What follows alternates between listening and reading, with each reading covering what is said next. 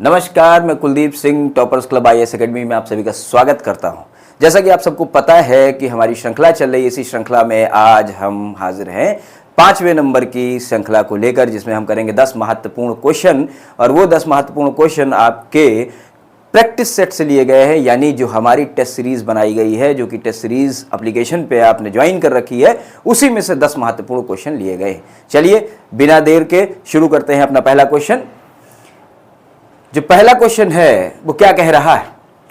देखिए, कथनों पर विचार करने वाले मेरा एक जो पैटर्न है, मैं एक कोशिश करता हूं कि अधिकतर क्वेश्चन ऐसे लिए जाएं कि आपको एक क्वेश्चन के अंदर 2 क्वेश्चन या कम से कम 2 और उससे ज्यादा 4 क्वेश्चन या और ज्यादा क्वेश्चन एक साथ सॉल्व कराए जा सकें। इससे होता क्या है? इससे होगा ये कि आप एक साथ करेंगे तो एक क्वेश्चन पर एक साथ आपके 4-5 क्वेश्चन सॉल्व हो रहे होंगे। चलिए पहला क्वेश्चन, साथ में कथन पढ़ना शुरू करिए।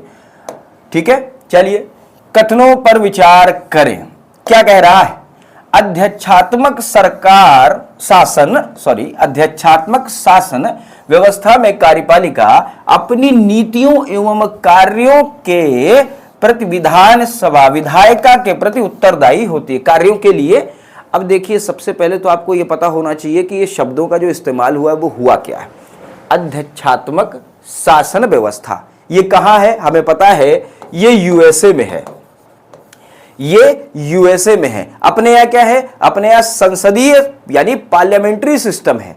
ठीक है, अपने यहां संसदीय व्यवस्था है। अच्छा, तो फिर आगे क्या कह रहा है? कार्यपालिका अपनी नीतियों एवं कार्यों के लिए विधायिका के प्रति उत्तरदायी होती है। नहीं, यूएसए में क्या है? यूएसए में प्योर सेपरेशन पाया जाता है। क्या पाया जाता है? कार्यपालिका बिल्कुल अलग है, न्यायपालिका बिल्कुल अलग है और विधायिका बिल्कुल अलग है। एक दूसरे के प्रति जवाबदेही भी नहीं है।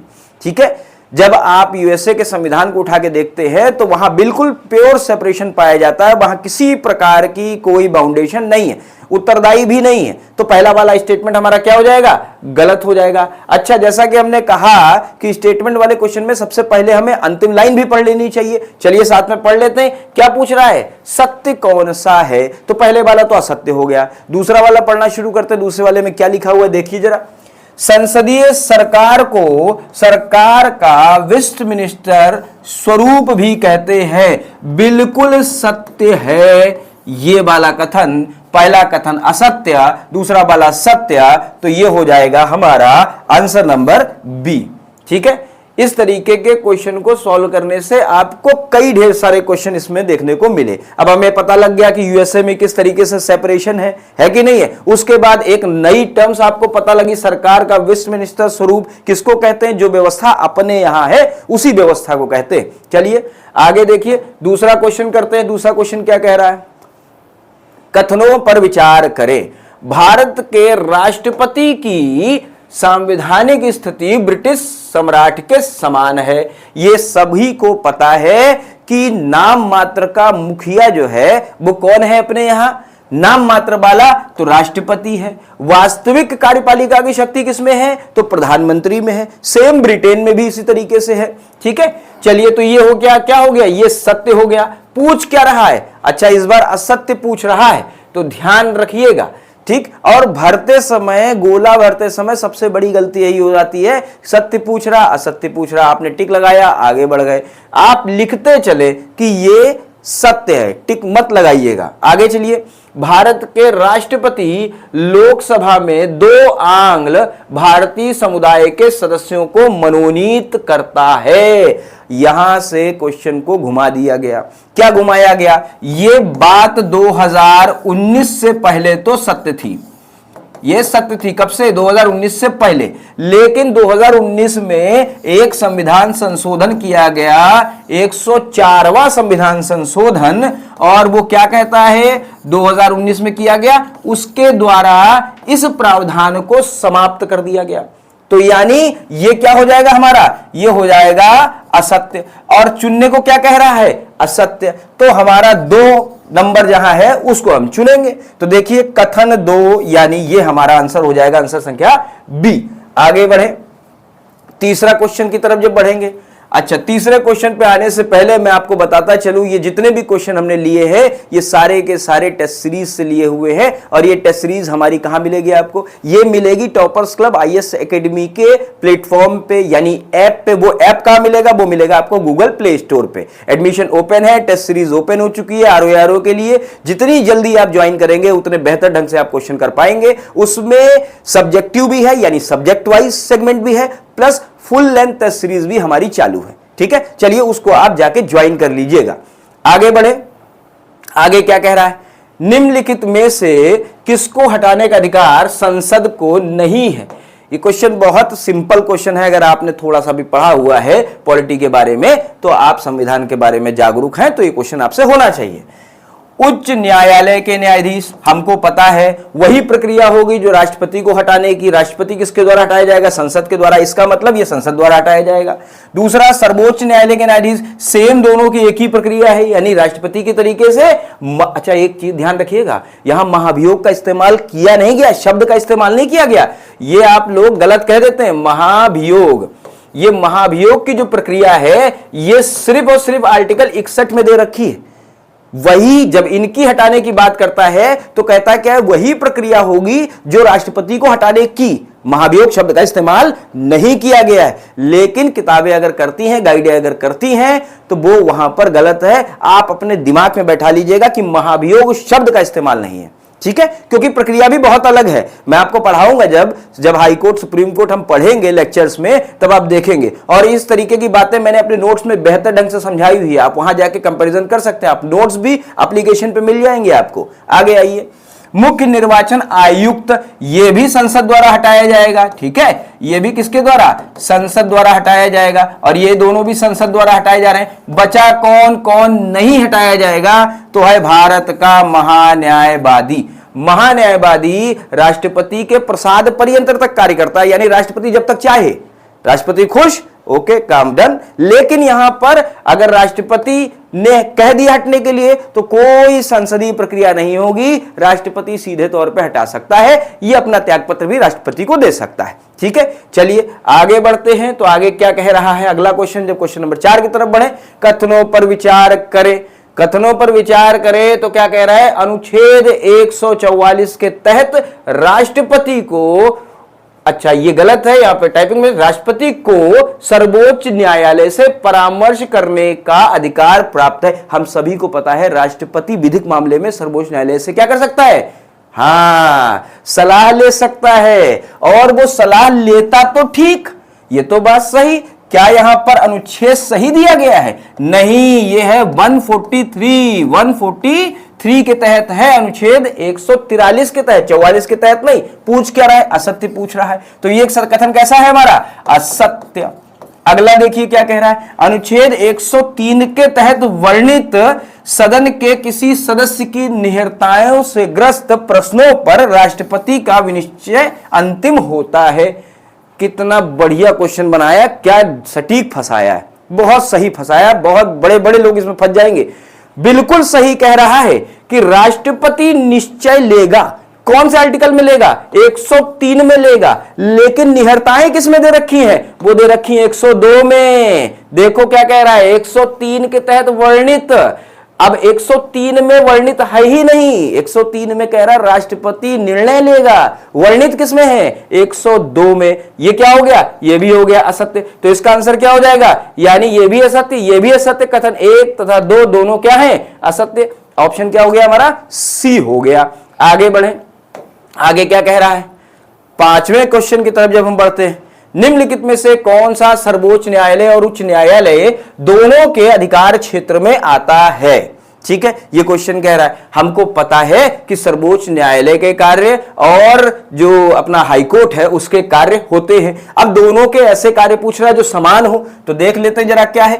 देखिए, संविधान उल्लंघन के से संरक्षण जब भी संविधान की विवेचना की बात आएगी, संविधान की उल्लंघन की बात आएगी, या वो संविधान के किसी भी पार्ट को इलेबोरेट करने की बात आएगी, तो हमको पता है कौन करता है, सुप्रीम कोर्ट करता है, हाई कोर्ट नहीं करता। तो इसका मतलब ये तो भाई समान नहीं, अधिकार क्षेत्र दोनों के अधिकार क्षेत्र में नहीं आता। दूसरा देखिए, केंद्र और राज्य के बीच विवाद, ये केंद्र और राज्य के बीच में जब भी विवाद होगा तो किसमें आएगा, ये सुप्रीम कोर्ट में आएगा, हम सबको पता है। आगे देखिए, मौलिक अधिकार से संरक्षण, आपको भी पता है कि मैंने बताया भी है, ठीक है, कि आर्टिकल 32 के तहत सुप्रीम कोर्ट का दरवाजा हम खड़खड़ा सकते हैं। उसमें क्या है, 5 प्रकार की रिट्स हैं, ठीक। लेकिन आर्टिकल 226 के तहत हम हाई कोर्ट भी जा सकते हैं, यानी 32 सुप्रीम कोर्ट, 226 हाई कोर्ट। और किसके, मौलिक अधिकार के संरक्षण के लिए। क्या पूछ रहा है, दोनों का अधिकार क्षेत्र है, तो बिल्कुल सही है, ऑप्शन नंबर सी हमारा सही हो जाएगा